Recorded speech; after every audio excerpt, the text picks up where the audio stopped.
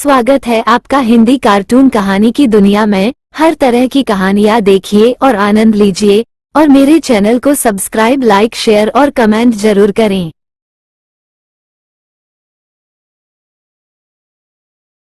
चालबाज मासी रंजू बहन की बहू सृष्टि बहुत संस्कारी थी।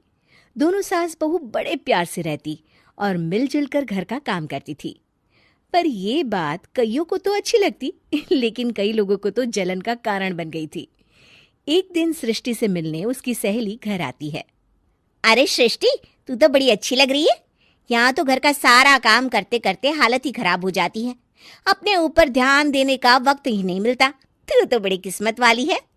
सृष्टि इस बात से हमेशा खुश रहती थी कि उसे एक अच्छा ससुराल मिला है। लेकिन एक दिन रंजू बहन की दूर की मौसी उसके साथ रहने आती है। अरे तू क्यों सारा दिन घर का काम करती है? बहू को बोला कर घर का काम किया करे। अरे है तो वो भी बेटी की तरह ही ना, और मिलजुल कर काम जल्दी हो जाता है। तू तो बड़ी सीधी है। देख कैसे मटक मटक के सारे घर में घूमती है तेरी बहू। मेरी बहू होती तो इस वक्त मेरा पैर दबाती। क्या ये तेरे पैर दबाती है? पैर तो कभी नहीं दबाए इसने मेरे। ये सुनकर रंजना मौसी समझ जाती है कि उसने अपना काम कर दिया। अब जल्दी सास बहू में जंग होगी। मौसी मुस्कुराती हुई वहां से निकल जाती है। एक दिन रंजना मौसी सृष्टि से कहती है, तुम्हारे कान के झुमके तो बड़े सुंदर लग रहे हैं। जरूर तुम्हारी सास ने दिए होंगे। नहीं नहीं मौसी, मेरी माँ ने दिए हैं। अच्छा, फिर तेरी सास मुझे क्यों कह रही थी कि ये झुमके उसने तुम्हें दिए हैं? उसे झूठ नहीं बोलना चाहिए था। वैसे तुम्हारी सास ये भी कह रही थी कि तुम्हें खाना बनाना नहीं आता, तभी उस बेचारी को सारा दिन तुम्हारे साथ काम करने के लिए किचन में लगना पड़ता है। ऐसी तो कोई बात नहीं है। मुझे खाना बनाना नहीं आता। अरे मैंने तो खुद उन्हें खाना बनाना सिखाया है मौसी। रंजना मौसी वहां से चली जाती हैं। किचन में सृष्टि खाना बना रही होती है कि तभी उसकी सास वहां आ जाती है और वो कहती है, आज मेरे पैर में बहुत दर्द है, खाना तू ही बना ले।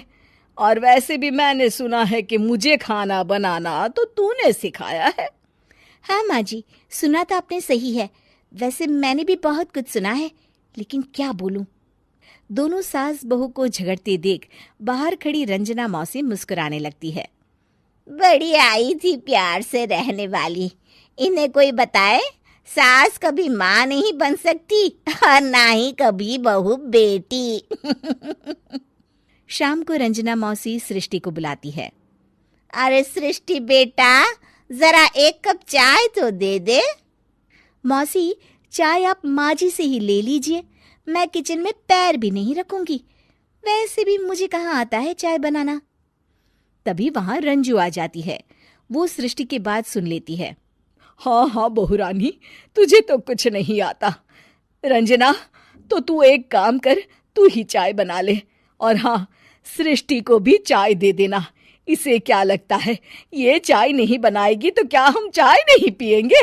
अरे हम पिएंगे भी और पिलाएंगे भी।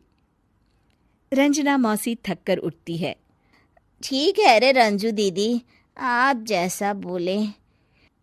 रंजना चाय बनाकर लाती है और सोफे पर बैठी सृष्टि और रंजू को चाय देती है। अच्छा, मैं थोड़ा मंदिर तक जा रही हूँ। रात में देर हो जाएगी आने में। रंजना देर रात घर आती है तो सृष्टि को आवाज लगाती है। अरे बहू रानी, कुछ खाने को तो दे दे। बहुत जोर से भूख लगी है। मैंने कोई खाना वाना नहीं बनाया मौसी। वैसे भी आपकी बहन तो कहती है ना कि मुझे खाना बनाना आता ही नहीं। हे भगवान, अब यह फिर से ना शुरू हो जाए। तभी वहां रंजू आ जाती है। रंजू, आज खाना तुम ही बना लो। और हाँ, थोड़ा खाना सृष्टि को भी दे देना, ताकि इसे भी पता चले कि हमारे यहाँ खाने का स्वाद क्या होता है। रंजना बेचारी किचन में जाकर पूरे घर का खाना बनाती है। जब वो खाना बनाकर बाहर निकलती है तो सास बहू टेबल पर बैठकर उसका इंतजार कर रही होती हैं। लाओ लाओ रंजू, जल्दी खाना लाओ, बहुत जोर की भूख लगी है। सास बहू खाना खाकर अपने अपने कमरे में चली जाती है। अगले दिन सुबह रंजू रंजना के कमरे में जाती है। अरे रंजू, अभी तक सो रही हो? जरा नाश्ता तो बना दो। तुम्हें तो पता है ना कि बहू आजकल किचन में पाँव भी नहीं रखती। पता नहीं किसने उसके कान भरे हैं। चलो अब उठो और नाश्ता बनाओ। और हाँ, सृष्टि को भी दे देना खाने के लिए। अरे उसे भी तो पता चले कि हमारे घर का नाश्ता कैसा होता है। मैं नीचे जा रही हूँ, जरा जल्दी वक्त पर आ जाना। हाँ। रंजना नीचे उतरती है और उसके हाथ में सूटकेस होता है। अरे रंजू, कहाँ जा रही हो? नाश्ता नहीं बनाओगी? अरे मौसी, बहुत जोर की भूख लगी है, नाश्ता अभी तक नहीं बना। अरे मैं कुछ नहीं बनाऊंगी, मैं तो घर जा रही हूँ। तुम सास बहू के चक्कर में मेरी तो कमर ही टूट गई। अरे अरे मौसी, कहाँ जा रही हो? तुम चली जाओगी तो हम सास बहू को खाना कौन खिलाएगा? रंजना मौसी भागते हुए कहती है। अरे मेरे बस की नहीं है, मुझे माफ करो। मैंने तो गलती कर दी तुम दोनों के बीच में झगड़ा लगाकर। रंजना मौसी के जाने के बाद रंजू सृष्टि से कहती है। बढ़िया आई थी हमारे बीच लड़ाई लगवाने वाली। अरे कौन कहता है कि सास माँ और बहू बेटी नहीं बन सकती? सही कह रही है माँ। अगर ऐसे भड़काने वाले लोगों से दूर रहा जाए तो हर सास माँ और हर बहू बेटी बन सकती है।